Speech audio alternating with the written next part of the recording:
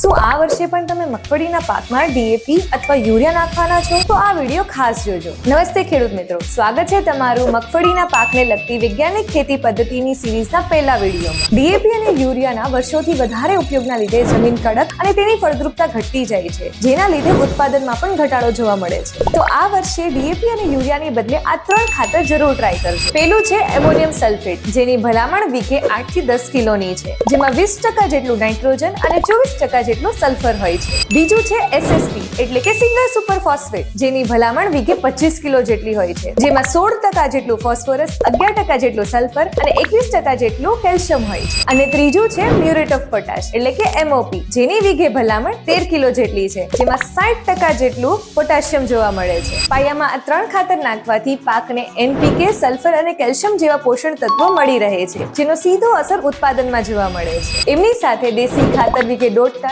અથવા દિવેલાનો ખોળ 80 થી 100 કિલો નાખવાથી મગફળીના ઉત્પાદનમાં 30% સુધીનો વધારો જોવા મળે છે. આવી મગફળી લગતી અવનવી માહિતી મેળવવા માટે અમારા પેજને અત્યારે જ ફોલો કરો.